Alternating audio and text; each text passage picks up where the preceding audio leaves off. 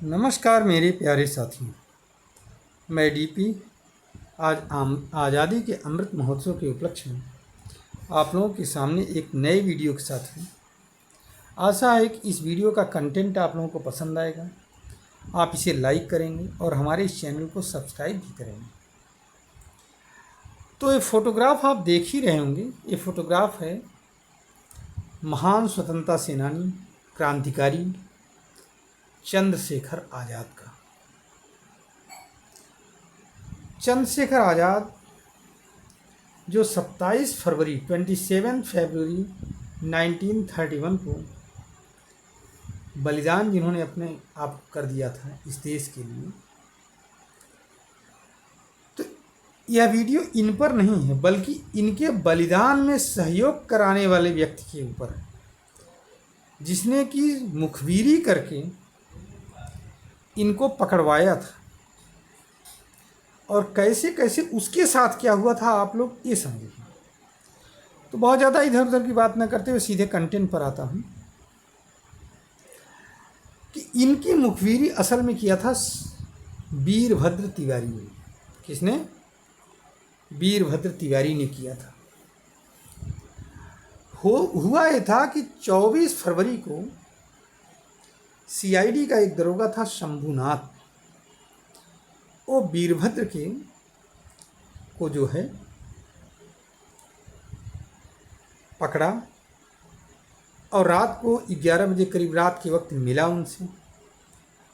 उनको कुछ पैसे रुपए घूस वो सब खिलाया और अंत में अपने पक्ष में कर लिया कि वो चंद्रशेखर के विषय में सारी सूचना दे।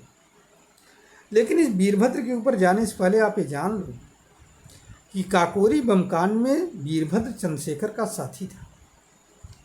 1925 में जो काकोरी कांड हुआ था उसमें वीरभद्र चंद्रशेखर का साथी था और अंग्रेजों ने उसे इस शर्त पर छोड़ा था कि तुम मुझे चंद्रशेखर को पकड़वाओगे। इसके लिए वो उस वीरभद्र को 200 रुपये महीने देते थे अंग्रेज। अब आपको 200 रुपये महीने बहुत आसान लगता होगा उस 1925 के ज़माने में, लेकिन ये इतना आसान नहीं। उस समय आप जान लीजिए 1931 में जब चंद्रशेखर का बलिदान हुआ तो उस समय सोना 18 रुपये या 18.5 रुपये के आसपास था। 18.5 रुपये प्रति 10 ग्राम या तोला। तो उस हिसाब से 18 रुपीज़ 50 पैसे के आसपास में जहाँ तक समझ पा रहा हूँ होगा पर 10 ग्राम सोने का रेट था और 200 रुपीज़ इसको अंग्रेज़ देते थे पर मंथ। इससे आप समझ सकते हैं ये रकम करीब अगर आज की तारीख में देखी जाए तो करीब 5.5 से लेकर के 6 लाख के बीच में पड़ती है पर मंथ खर्च करते थे। किसके ऊपर? वीरभद्र तिवारी के ऊपर अंग्रेज, मात्र इस आशा के साथ कि वह चंद्रशेखर आज़ाद को एक न एक दिन पकड़वाएगा। इसका मतलब आप समझते हैं कि अंग्रेज़ सरकार चंद्रशेखर आज़ाद से कितनी डरी हुई थी, कितना बड़ा खतरा मानती थी, थ्रेट मानती थी। तो शंभुनाथ जो है वो वीरभद्र से मिला और अंत में इलाहाबाद में स्पेशल क्राइम ब्रांच को रिपोर्ट दी गई, खबर दी गई। शंभुनाथ ने खबर दिया एसपी स्पेशल ब्रांच को कि वहाँ का जो एसपी स्पेशल ब्रांच नाट बाबर था उसको खबर दिया शंभुनाथ ने कि चंद्रशेखर जो है इलाहाबाद में रहेंगे 3-4 दिन। कब? 25 फरवरी के आसपास ही खबर दी गई। 24 फरवरी 25 फरवरी के आसपास। तो नाट बाबर ने कहा चलो ठीक है उसको पकड़ लिया जाएगा। लेकिन समस्या ये थी कि चंद्रशेखर की कोई फ़ोटो नहीं थी। एकमात्र फ़ोटो यहीं उपलब्ध है जो आप लोग देख रहे हैं, बाकी चंद्रशेखर कोई फ़ोटोग्राफ थी नहीं। तो चंद्रशेखर को पहचानेगा कौन? ये हुआ कि वीरभद्र को लेकर के आओ और वो पहचाने चंद्रशेखर कौन है। लेकिन शंभुनाथ वीरभद्र को नहीं ले आना चाहते थे लाइमलाइट में, क्योंकि इससे जो है उसकी सिक्योरिटी थ्रेट था वीरभद्र को। लेकिन बहुत हो हल्ला के बाद में, झगड़े के बाद में शंभुनाथ वीरभद्र को लेकर के आए वीरभद्र ने बाकायदे पहचाना, कटरा में रहता रहा, 25 फरवरी की रात को रहा कटरा में, 26 को पूरे दिन रहा, खबर देता रहा वीरभद्र शंभूनाथ को। और फिर तय हुआ कि इसको घेर करके घर में ही मार दिया जाए, किसी कटरा में ही चंद्रशेखर को। लेकिन समस्या ये थी, यहाँ आबादी थी तो काफ़ी लोग निशाने में आ जाते। तो कहा कि देखते रहो, जब एक खुली जगह पर जाए तभी इसको घेर लिया जाएगा। 27 फरवरी को फिर लगा उसे घेर लिया जाए, लेकिन जैसे ही खबर लगी चंद्रशेखर और सुखदेव के साथ अल्फ्रेड पार्क में बैठे हैं, तो फिर उसने नाट बाबर को खबर दिया 27 फरवरी को। और नाट बाबर 3 दिनों से रेकी चल रही थी लगातार, 3 दिनों से पूरी खबर ली जा रही थी। नाट बाबर तुरंत वहाँ पहुँचा और पहुँचते ही तुरंत उसने अपने रिवाल्वर से गोली मारी। चंद्रशेखर की जांघ में एक गोली लग गई। अब बड़ी कहानियाँ आती हैं, आप लोगों ने देखा होगा, लेकिन कहानी ऐसी है नहीं। चंद्रशेखर के जांघ में गोली लगी। सुखदेव वहाँ थे उनके साथ, लेकिन उन्होंने सुखदेव से कहा तुम निकल जाओ यहाँ, अब मैं तो चल नहीं पाऊँगा, मेरे जांघ में गोली लग गई। अंत में हुआ ये कि ये जो है, जैसा कि आप कहानी में जानते हो कि लड़ते हुए, रिवाल्वर से गोली चलाते हुए लड़ते हुए, चंद्रशेखर का निशाना बहुत तगड़ा था असल में, तो लड़ते हुए चंद्रशेखर 27 फरवरी 1931 को शहीद। ठीक। अब ये आदमी जो था ये रहने लगा था कानपुर में। वीरभद्र कानपुर का ही रहने वाला था और कानपुर में निषाद सिनेमा है, उसी के पास में रहता था। इसको जब ये हत्या हो गई तो 4 गनर मिले थे इसको आर्य नगर में, सॉरी निषाद सिनेमा नहीं बल्कि आर्य नगर में वीरभद्र की कोठी थी कानपुर के। और एक बार जब ये निषाद सिनेमा में सिनेमा देखने जा रहा था वीरभद्र, तो उस समय कानपुर का एक 13 वर्ष का लड़का रमेश गुप्ता पूरी रिवाल्वर उठा करके खाली कर दिया था अपनी। किसके ऊपर? इस वीरभद्र के ऊपर। ये 1952 की बात नहीं, मतलब ये स्वतंत्रता से पहले की बात है। लेकिन ये मरा नहीं, बच गया। थोड़ा बहुत गोली लगी थी लेकिन मरा नहीं थी। रमेश गुप्ता फिलहाल पकड़े गए, इनके गनर मर गए थे वीरभद्र के। रमेश गुप्ता पकड़े गए, काला पानी की सज़ा हुई।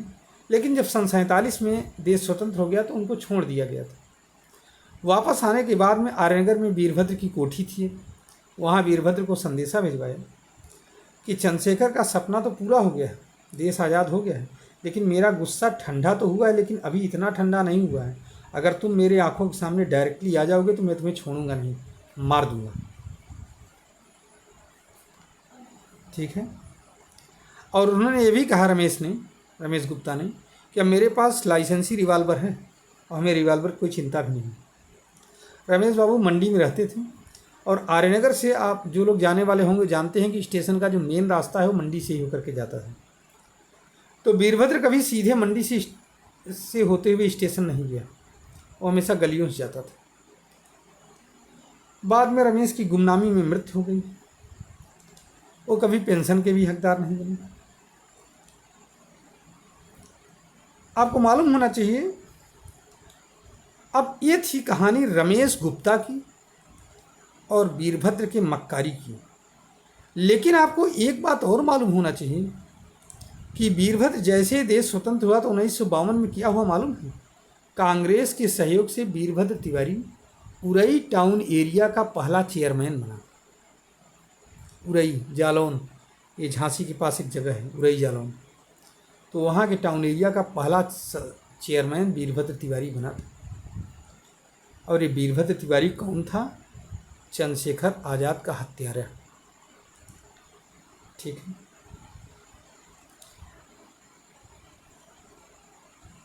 अब वीरभद्र के बाद जो दूसरा चंद्रशेखर का मुखबिर था वो जानते हो कौन था?